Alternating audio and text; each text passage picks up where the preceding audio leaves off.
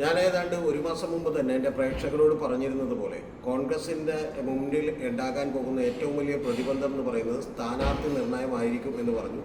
ആ സ്ഥാനാർത്ഥി നിർണയത്തിൽ തട്ടി തന്നെ കോൺഗ്രസ് തോൽക്കുമോ എന്നുള്ളതാണ് നമ്മുടെ വീഡിയോ ഇന്ന് ചർച്ച ചെയ്യുന്ന ഏറ്റവും പ്രധാനപ്പെട്ട കാര്യം.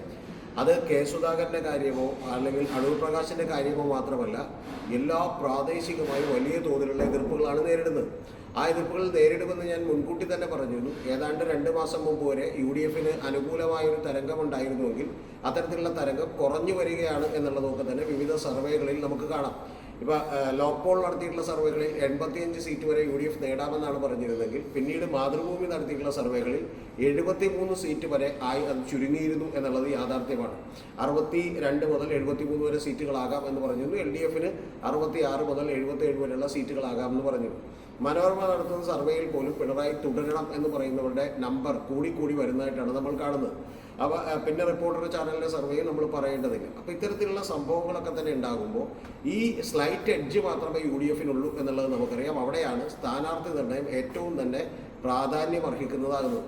പക്ഷെ അതിൻ്റെ കാര്യത്തിൽ വലിയ കീറാമുട്ടിയാണ് ഉണ്ടായിട്ടുള്ളത്. കാരണം സ്ഥാനാർത്ഥികളാകാൻ നിൽക്കുന്ന എല്ലാവർക്കും തന്നെ അറിയാം, ഇപ്പോഴല്ലെങ്കിൽ പിന്നെ ഒരിക്കലുമില്ല അല്ലെങ്കിൽ ഇനിയില്ല എന്ന് പറയുന്ന ഒരു നിലപാടാണെന്നുള്ളത് അവർക്കറിയാം. കാരണം ഇപ്പം മത്സരിച്ചാൽ ജയിക്കാനുള്ള സാധ്യതയുണ്ട്. ഈവൻ തോക്കാനിരിക്കുന്ന സ്ഥലങ്ങളിൽ പോലും ജയിക്കാനുള്ള സാധ്യതയുണ്ട്. കൂടാതെ ഏറ്റവും പ്രധാനപ്പെട്ട ഒരു കാര്യം എന്ന് പറയുന്നത്, ഇപ്പോൾ ജയിച്ചില്ലെങ്കിൽ ഇനി 2031 ഭരണം വിട്ട് UDF ഭരണം കിട്ടിയാൽ ഭരണം വിട്ട് ഇറങ്ങുമ്പോഴേക്കും വലിയ സാധ്യതകളൊന്നും ഉണ്ടാവില്ല. അതുകൊണ്ട് 10 കൊല്ലമെങ്കിലും കാത്തിരിക്കേണ്ടി വരും എന്ന് പറയുന്ന യാഥാർത്ഥ്യ ബോധമൊക്കെ ഉണ്ട്. അപ്പോൾ അതിൽ മിക്ക ആളുകൾക്കും തന്നെ വലിയ പ്രായമായവരാണ്.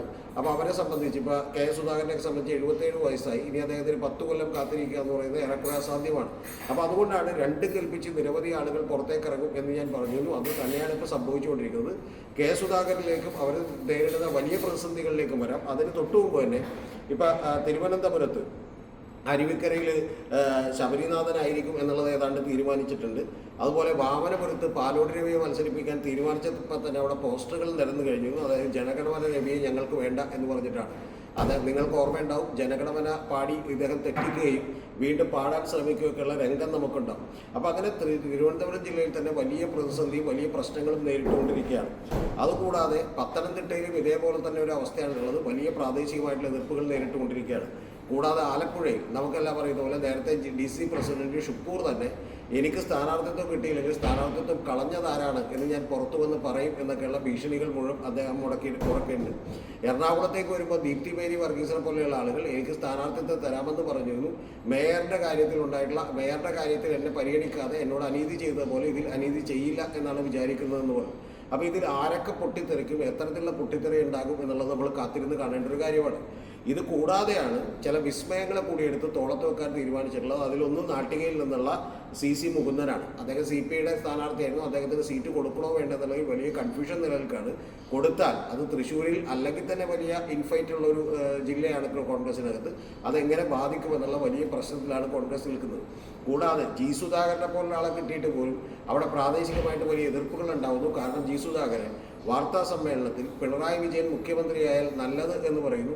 അതുപോലെ CPMന്റെ ആശയാദർശങ്ങളിൽ അടിയുറച്ച് നിൽക്കുമെന്ന് പറയുന്നു. ഇത്തരത്തിലുള്ള കാര്യങ്ങളൊക്കെ പറയുന്ന ഒരാൾ ഞങ്ങളെന്തിനു ചുവക്കണം എന്ന് പറയുന്ന പ്രാദേശികമായിട്ടുള്ള വികാരങ്ങൾ കൂടി ഉണ്ടായിക്കൊണ്ടിരിക്കുകയാണ്.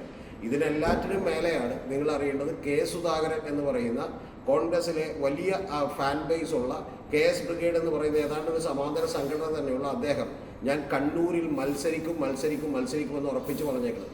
കഴിഞ്ഞ ദിവസങ്ങളിൽ അദ്ദേഹം മത്സരിക്കുമെന്ന് ഉറപ്പിച്ച് പറഞ്ഞപ്പോൾ അതിന് രാഹുൽ ഗാന്ധി വിളിച്ച് സംസാരിച്ചിരുന്നു. അദ്ദേഹം തിങ്കളാഴ്ച ഡൽഹിയിലേക്ക് വിളിപ്പിച്ചിട്ടുണ്ട് എന്നൊക്കെ പറയുന്ന വാർത്തകളുണ്ടായിരുന്നു. ഇതൊക്കെ അദ്ദേഹം നിഷേധിക്കുകയും അങ്ങനെ ഒരു വാർത്തയുമില്ലെന്നും ഞാനിവിടെ മത്സരിക്കാൻ തന്നെയാണ് ഉറപ്പിച്ച് തീരുമാനിച്ചതെന്ന് പറയുകയും അദ്ദേഹത്തിൻ്റെ അണികളൊക്കെ തന്നെ അത് ആവർത്തിക്കുകയും ചെയ്യുന്ന രംഗമുണ്ട്. കൂടാതെ അദ്ദേഹം പറയുന്ന ഏറ്റവും പ്രധാനപ്പെട്ട കാര്യം, ഞാൻ കണ്ണൂരിൽ മത്സരിച്ചാൽ കണ്ണൂർ പിടിച്ചെടുക്കാൻ കഴിയും. കാരണം ഇപ്പോൾ ഇവിടെ രാമചന്ദ്രൻ കടന്നപ്പള്ളിയാണ് LDFന്റെ കാൻഡിഡേറ്റാണ് ജയിച്ചിട്ടുള്ളത്. അപ്പോൾ അങ്ങനെയുള്ളൊരു കാൻഡിഡേറ്റ് ജയിക്കാതെ എനിക്കത് പിടിച്ചെടുക്കാൻ കഴിയുന്നു. ഞാൻ മത്സരിച്ചാൽ കണ്ണൂരിലെ മറ്റ് ജില്ലകളിലെ മറ്റ് മണ്ഡലങ്ങളിലൊക്കെ തന്നെ അത് വലിയ ഗുണമാകുമെന്നും അല്ലെങ്കിൽ ചിലപ്പോൾ അത് ദോഷമാകുമെന്നും കൂടി അദ്ദേഹം പറയുന്നുണ്ട്. എന്ന് പറഞ്ഞാൽ മറ്റു പല സ്ഥലങ്ങളിലും അദ്ദേഹത്തിന് തോൽപ്പിക്കാൻ കഴിയും, പേരാവൂരിലടക്കം എന്ന് പറയുന്ന സൂചനകളാണ് അദ്ദേഹം നൽകുന്നത്. അവിടെ ഇപ്പോൾ സണ്ണി ജോസഫാണ് മത്സരിക്കുന്നത് എന്നുള്ളത് നിങ്ങൾ മറന്നുപോകരുത്. KK ശൈലജ ആയിരിക്കും എന്ന സ്ഥാനാർത്ഥി എന്നുള്ളത് ഏതാണ്ട് ഉറപ്പായി കഴിഞ്ഞു. അപ്പോൾ ഇത്തരത്തിൽ വലിയ പ്രതിഷേധം അദ്ദേഹം ഉയർത്തുകയാണ്. ഇതെങ്ങനെ മെരുക്കുമെന്ന് അദ്ദേഹത്തിന് അറിയില്ല. നമ്മൾ നേരത്തെ പറഞ്ഞിരുന്നത് പോലെ തന്നെ രാഹുൽ ഗാന്ധി തന്നെ അദ്ദേഹത്തെ KPC പ്രസിഡന്റ് സ്ഥാനത്ത് നിന്ന് മാറ്റിയപ്പോൾ ഇവിടെ മന്ത്രിയാക്കുമെന്ന് ഉറപ്പ് കൊടുത്തതാണ്. അദ്ദേഹത്തിന് ഇനിയിപ്പോൾ മന്ത്രി പോലും പോരാ, ഒരു ഉപമുഖ്യമന്ത്രി സ്ഥാനവും ആഭ്യന്തര വകുപ്പും കൂടി കിട്ടണം എന്ന് പറയുന്ന വാശിയിലേക്കാണ് അദ്ദേഹം മത്സരിക്കാൻ ഒരുങ്ങുന്നത്. അപ്പോൾ മത്സരിക്കാൻ ഒരുങ്ങുമ്പോൾ മറ്റൊരു കാര്യം കൂടി ഇന്നലെ അദ്ദേഹം പറഞ്ഞിട്ടുണ്ട്. അതായത് VD സതീശനെതിരെ കൂടി ഒരു ചെറിയ അടി അദ്ദേഹം കൊടുത്തിട്ടുണ്ട്. അതിൻ്റെ പ്രധാനപ്പെട്ട കാര്യം VD സതീശൻ ഇന്നലെ ഇദ്ദേഹം ഇട്ടൊരു ഫേസ്ബുക്കിനെ പോസ്റ്റിനെ കുറിച്ച് പറഞ്ഞപ്പോൾ ആ ഫേസ്ബുക്ക് പോസ്റ്റ് ഇദ്ദേഹം അറിഞ്ഞുകൊണ്ടല്ല ഇട്ടത്, അദ്ദേഹത്തിന് ഫേസ്ബുക്ക് ഉണ്ടെന്ന് പോലും അറിയില്ല എന്ന് കൂടി കടത്തി പറഞ്ഞിരുന്നു VD സതീശൻ. ഫേസ്ബുക്ക് പോസ്റ്റ് ഇട്ടത് അദ്ദേഹം അറിഞ്ഞില്ലെന്ന് പറഞ്ഞാൽ കുഴപ്പമില്ല, പക്ഷേ ഫേസ്ബുക്ക് പോലും അദ്ദേഹത്തിന് ഉണ്ടോയെന്ന് അറിയില്ല. ഇനി ഭാഗ്യത്തിന് സതീശൻ ഒരു കാര്യം പറഞ്ഞില്ല, FB ഫേസ്ബുക്ക് എന്താണെന്ന് പോലും അദ്ദേഹത്തിന് അറിയില്ല, അങ്ങനെ ഒരു കാര്യം വന്നതുപോലും അദ്ദേഹം അറിഞ്ഞിട്ടില്ലെന്ന് പറഞ്ഞില്ല, ഭാഗ്യത്തിന് അത്രയും പറഞ്ഞില്ല. പക്ഷേ ഇന്ന് കൃത്യമായി G സുധാകരൻ പറഞ്ഞിരിക്കുന്നു, ആ ഫേസ്ബുക്ക് പോസ്റ്റ് ഞാനാണ് ഇട്ടത്, അത് എൻ്റെ അറിവോടുകൂടിയാണ് ഇട്ടത്, ഫേസ്ബുക്ക് എൻ്റെ തന്നെയാണ് എന്നുള്ളത് കൃത്യമായിട്ട് പറഞ്ഞിരിക്കുന്നു. അല്ലെങ്കിലും അത് എല്ലാവർക്കും അറിയാം, കാരണം അത് വെരിഫൈഡ് ആയിട്ടുള്ള ഒരു ഫേസ്ബുക്ക് ID ആണ്. അപ്പോൾ ഇത്തരം കാര്യങ്ങളിൽ തന്നെ നിലപാട് ഉറപ്പിച്ചുകൊണ്ട് ഒരു തരിമ്പ് ഞാൻ പിന്നോട്ടില്ലെന്ന്, ഞാൻ മത്സരിക്കും എന്നുള്ള ഉറപ്പിച്ച തീരുമാനത്തിലേക്ക് എത്തിയിരിക്കുന്നു. ഇതിൻ്റെയൊക്കെ പ്രധാനപ്പെട്ട കാരണം ഞാൻ നേരത്തെ പറഞ്ഞതാണ്. ഇനിയില്ലെങ്കിൽ ഇപ്പോഴൊരിക്കലുമില്ല, അടുത്ത 10 കൊല്ലം കഴിഞ്ഞ് ചാൻസ് ഉള്ളൂ എന്നുള്ളത് കൃത്യമായി K സുധാകരൻ അറിയാം. അദ്ദേഹത്തിന് ഇപ്പം തന്നെ 77 വയസ്സായി. അപ്പോൾ ഒരു 10 കൊല്ലം കൂടിയൊക്കെ വെയിറ്റ് ചെയ്യുന്നത് എന്ന് പറയുന്നത് പ്രാക്ടിക്കലി പോസിബിൾ ആയിട്ടുള്ള ഒരു കാര്യമല്ല. പിന്നെ രണ്ടാമത്തെ കാര്യം, അദ്ദേഹത്തിന് കേരളത്തിൽ ഒരു വലിയ വനംവകുപ്പ് മന്ത്രിയൊക്കെ ഉണ്ടെങ്കിൽ വലിയ പോർട്ട്ഫോളിയോയോ അല്ലെങ്കിൽ വലിയ പോസ്റ്റുകളോ ഒന്നും കിട്ടിയിട്ടില്ല. അത് കിട്ടാനുള്ള ഏറ്റവും അവസാനത്തെ സ്റ്റേജുകളിലേക്ക് കടക്കുകയാണ് എന്നുള്ളതൊക്കെ അദ്ദേഹത്തിന് അറിയാം. അതുകൊണ്ട് തന്നെ യാതൊരു വിട്ടുവീഴ്ചയ്ക്കും അദ്ദേഹം തയ്യാറാവില്ല. ഇതോടൊപ്പം തന്നെ നിങ്ങൾ അറിയേണ്ട ഒരു കാര്യം എന്ന് പറയുന്നത്, ഞാൻ ഇന്നലെ പറഞ്ഞിരുന്നു, ഈഴവ വോട്ട് ബാങ്കുകളിൽ ഇത് നഷ്ടപ്പെടാൻ ഇടയാക്കുന്ന ഒരു കാര്യമുണ്ട്. അതിൽ പ്രധാനപ്പെട്ട മറ്റൊരു നേതാവ് കൂടിയാണ് കോന്നിയിലെ അടൂർ പ്രകാശ് എന്ന് പറയുന്നത്. അദ്ദേഹം ആറ്റിങ്ങലിൽ നിന്നുള്ള MP ആണ്. പക്ഷെ അദ്ദേഹം കോന്നിയിൽ മത്സരിച്ചാൽ KU ജനേഷ് കുമാറിനെ തോൽപ്പിക്കാൻ പറ്റും, അല്ലാതെ മറ്റാരെങ്കിലും തോൽപ്പിക്കാൻ പറ്റില്ല എന്നുള്ള നിലക്കുള്ള പോസ്റ്ററുകളൊക്കെ അവിടെ വന്നു തുടങ്ങിയിരിക്കുന്നു.